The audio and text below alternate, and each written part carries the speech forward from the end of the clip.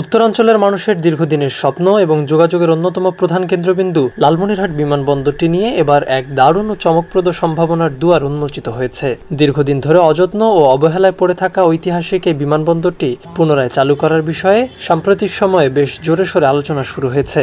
বিশেষ করে সম্প্রতি দুর্যোগ ব্যবস্থাপনা ও ত্রাণ মন্ত্রীর একটি গুরুত্বপূর্ণ ও সুস্পষ্ট বক্তব্যের পর বিষয়টি নতুন করে দেশবাসীর নজরে এসেছে, যেখানে মন্ত্রী উল্লেখ করেন লালমনিরহাট বিমানবন্দর চালু করতে 1 টাকাও লাগবে না কিংবা একদিনেই চালু করা সম্ভব লালমনিরহাট বিমানবন্দর। মূলত তার দেওয়া বাস্তবভিত্তিক ওই বক্তব্যের আলোকেই এমন যুগান্তকারী সম্ভাবনার কথা উঠে এসেছে, যা পুরো উত্তরাঞ্চলের যোগাযোগ ব্যবস্থায় এক বৈপ্লবিক পরিবর্তনের স্পষ্ট ইঙ্গিত দিচ্ছে।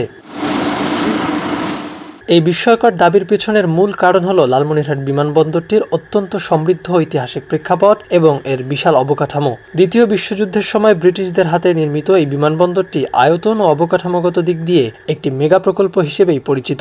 নির্মাণের পর পাকিস্তান আমলের প্রথম দিকে কিছুদিন এটি বাণিজ্যিক বিমানবন্দর হিসেবে অত্যন্ত সফলতার সাথে চালু ছিল, কিন্তু পরবর্তীতে যথাযথ উদ্যোগ ও তদারকির অভাবে একসময় ব্যস্ত এই বিমানবন্দরটি পুরোপুরি বন্ধ হয়ে যায় এবং পরিত্যক্ত অবস্থায় পড়ে থাকে। মন্ত্রী জানিয়েছেন, আয়তনের দিক থেকে অনেকেই এটিকে এশিয়ার অন্যতম বৃহৎ বিমানবন্দর হিসেবে আখ্যায়িত করে থাকেন।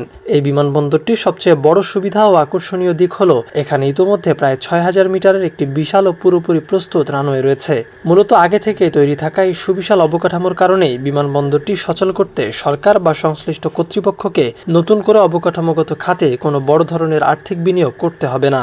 যে রানওয়ে রয়েছে প্রায় 6000 মিটার, এটি কিন্তু স্বাভাবিকভাবে আভ্যন্তরীণ বিমানবন্দর যখন তখন চালু করা সম্ভব হবে। শুধু মাত্র যদি আন্তর্জাতিক বিমানবন্দর করতে চাই তাহলে আরো 4000 মিটার নতুন করে রানওয়ে নির্মাণ করতে হবে। এখানে জমি হুকুম দখল করার কোনো প্রয়োজনীয়তা নাই। সর্বোপরি লালমনিরহাট এমন একটি জায়গায় অবস্থিত, এই বিমানবন্দর চালু হলে লালমনিরহাট, কুড়িগ্রাম, রংপুর 3টি জেলার এবং লালমনিরহাটে একটি ঐতিহাসিক স্থলবন্দর রয়েছে, বুড়িমারি বন্দর। প্রচুর ব্যবসায়ীর আদান প্রদান হয়, আন্তর্জাতিক বাণিজ্য সম্পন্ন হয়।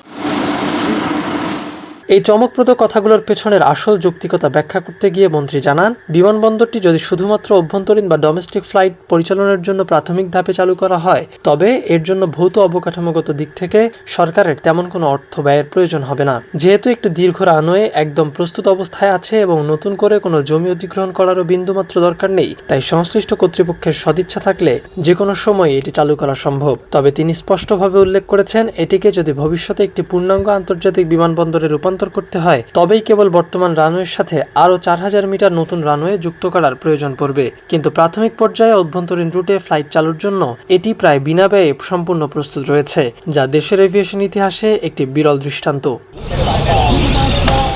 সব মিলিয়ে দীর্ঘদিন ধরে পরিত্যক্ত অবস্থায় পড়ে থাকা ঐতিহাসিক এই অমূল্য সম্পদটিকে পুনরায় ব্যবহার উপযোগী করার উদ্যোগ উত্তরাঞ্চলের প্রান্তিক মানুষের অর্থনীতি ও জীবনযাত্রার মানকে সম্পূর্ণ বদলে দিতে পারে। এ বিষয়ে সরকারের উচ্চ পর্যায়ে ইতোমধ্যে বেশ ইতিবাচক ও ফলপ্রসূ আলোচনা সম্পন্ন হয়েছে। ত্রাণমন্ত্রী জানান, খুব শিগগিরই বেসামরিক বিমান চলাচল মন্ত্রী নিজে সরেজমিনে বিমানবন্দরটির বর্তমান অবস্থা পরিদর্শনে যাবেন বলে কথা দিয়েছেন এবং তার এই সফরের পরপরই আনুষ্ঠানিকভাবে এর কার্যক্রম শুরু করার প্রয়োজনীয় উদ্যোগ গ্রহণ করা হবে।